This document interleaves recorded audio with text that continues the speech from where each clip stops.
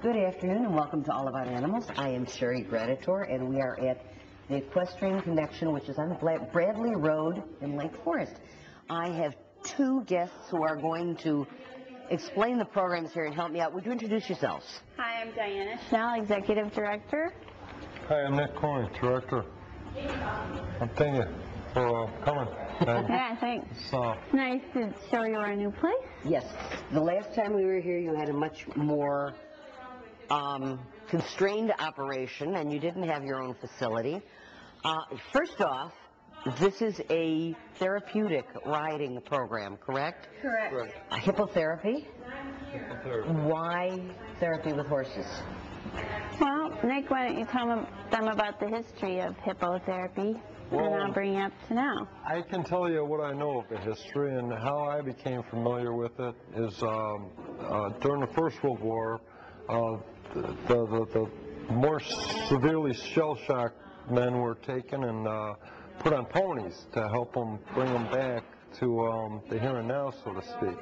And it had a very good effect. It helped a great deal with shell shock. But all throughout history, injured people have been walked back on horses, and the motion of the horse and the demeanor of the horse is very sympathetic to a person's condition. A horse that would misbehave for you and I will stand very well, for the most part, for a disabled rider. The therapists now that work in the field have developed their association with the horse to such a degree that they use the motion of the horse to enable the rider to do a great many things, or enable them to do a great many things they're not usually able to ride. The horse does mimic the walk of a person with the hips now. So people that are having trouble walking are helped and stretched to hopefully get them a little bit closer to walking.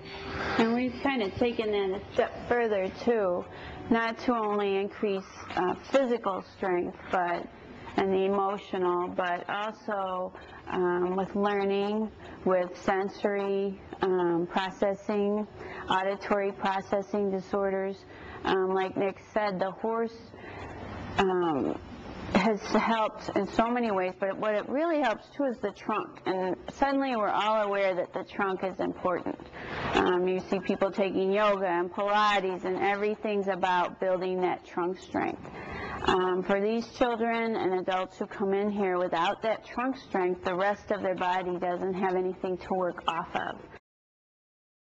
So not only is the trunk important for these children to be able to develop their other skills, it's also important for them to get body awareness, to learn with the environment around them. So we've kind of created that environment here for them to work with a therapist or an instructor, such as Nick or his team, to teach them and empower them with the skill of riding if we can. Because quite often these children can't be on sports teams such as an everyday child can. So it's very empowering. Yeah, it's kind of cool to be up there taller than most people, looking down at them when you're used to looking up at people all the time. Well, quite often they'll have their birthday parties here, and many of these children are in regular, quote, children classes, so they bring their classmates here, and their classmates are like, holy cow, you can ride that big horse.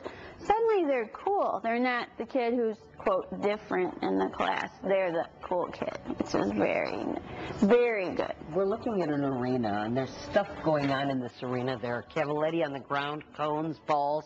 What is it for? Well, to start out with, the balls hanging from the ceiling. This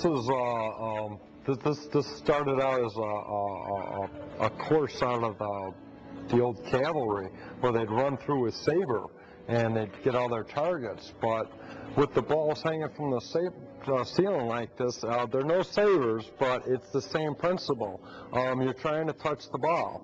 And some of our riders that I was talking about with the low trunk strength and everything else, it's a big deal for them just to raise their hand up to touch the ball. And whereas I've got more advanced riders that are trotting up to the balls, switching the reins to one hand, hitting the balls, and continuing on to the next one while they're steering and switching the reins over. It's pretty complicated. It's great for balance. And with the new riders, when they're pushing the balls, they're not thinking about falling off the horse. They're a little nervous, but they want to hit the balls. They don't worry about falling off the horse. It's a game, right? It's a game. Sure. A total game. Therapy in disguise. All the poles get the horses to step up, and we'll raise them up underneath one another, not so much as the jumps, but the horses will lift their legs even higher, and that'll give more movement to the rider, and it gets their core strength even stronger, gets their balance much better, and eventually they got their hands up and they're using the reins now with it. So it gets complicated. And the cones are for going in and out of too. We set up all kinds of different designs, and we try to change the design at least once a week. And it's always different. What kind of population, let me jump in for a minute, what kind of population do you serve? What are the range of people who benefit? Well, that's what is so great about our program and why we've made it kind of unique in the fact that all the treatments one-on-one. Every child comes in here, they may have the same, quote, diagnosis, but their goals are strictly different than everyone else's. So each one is working with a therapist by their side, and so you've got children.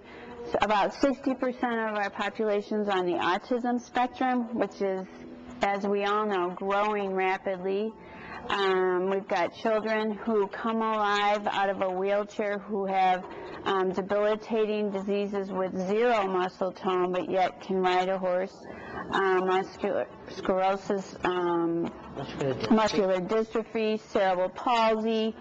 That's the beauty of this therapy. You're not just able to assist one particular diagnosis. It helps a child. We have children who have never spoken words till they got on horseback for whatever reason. Selective mutism, as well as those children who weren't able to organize enough to speak. And you service an adult population as well, do you not? We do, and we're really hoping to grow that piece of it because the needs are the same and the benefits are the same. We have many women with MS. We have a wonderful man who just had a stroke, who's working on improving symmetry and getting both sides of his body working together. We even now have our parents riding because there's an emotional piece to riding that they need. He used to put me on a horse when I came in as a crab. I'm just not crabby anymore. There is a famous philosopher who once said, the best thing for the inside of a man is the outside of a horse.